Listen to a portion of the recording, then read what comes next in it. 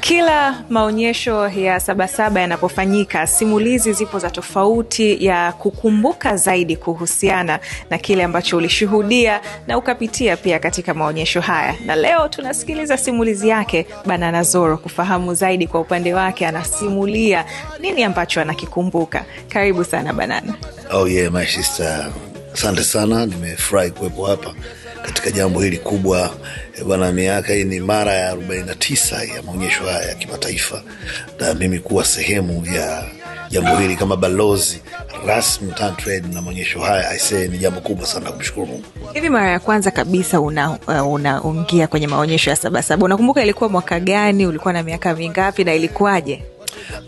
Kwanza hicho kufurahisha na kuvutia. Unajua Sabasaba, sisi Sabasaba ni nyumbani, kwa sababu sisi familia yetu tushakuwa tunaishi karibu na hapa nyuma ya Sabasaba hapa kwa miaka mingi sana, kwa vizazi vingi tumeishi miaka mingi.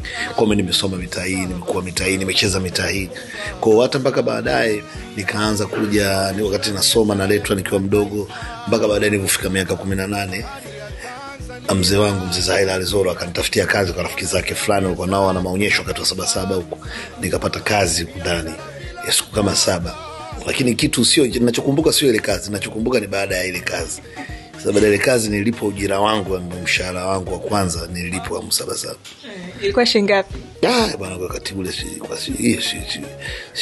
laki ile nakumbuka. Fuko baba mdogo.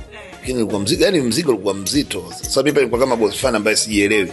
Yani sina maelekezo yote, lakini ndo boss hivyo ndo ishapelekwa na mabosi. Ulikuwa nayo fedha taslim? Nikapewa. Sasa nilipopewa ile hela, kinachonishangaza kuanzia ile asubuhi mpaka jioni, yani mpaka narudi nyumbani sina 100. Nilitumia humu ikaisha humu na sijanunua hiyo. Sikununua hata carpet. Kwa sasa story ambayo kila nikipita nasema hivi hela mimi nilitumiaje? Na kwa nilitumia na nani? Lakini cha msingi ni kwamba unajua onyesho kama haya yana vitu vingi. Ukiingia unakutana na michezo ya watoto, unakutana na mambo ya shopping, mahitaji ya vitu vya nyumbani, unakutana na mahitaji ya vitu vya biashara na vitu mbalimbali, unakutana matangazo ya maagent mbalimbali kutoka sehemu mbalimbali duniani. Kwa hiyo ni kitu kizuri kushiriki, na mimi kama mimi binafsi kama balozi rasmi kabisa wa Tantrade, umeona, nafurahia sana kuwa na nafasi hii, na nazidi kuwahamasisha na kuifundisha jamii, kwa sababu kwanza ni sehemu salama kuja. Watu wengine wanaogopa kuleta watoto wao wakiamini kwamba labda watoto wakija Sabasaba watoto wanapotea. Hamna mtoto anapotea Sabasaba, hakuna mtoto anaye kupotea Sabasaba. Huwa labda amepotezana na wazazi wake kwa muda, kwa sababu Sabasaba hamna mtoto anaweza kutoka bila mzazi wake. Umeelewa? Kwa ni sehemu salama, tulete familia zetu kuja kuenjoy, kuja kujumuika, kufurahia. Usalama ni mkubwa na mambo ni mengi. Hapa unapata vitu vyote kwa wakati mmoja. Na kumbuka sasa hivi pia sio mambo tena mtu anaweza kawa anaogopa kuja Sabasaba kwa sababu kafikiri pale tiketi kugombania. Hapana. Sasa hivi ni kidijitali.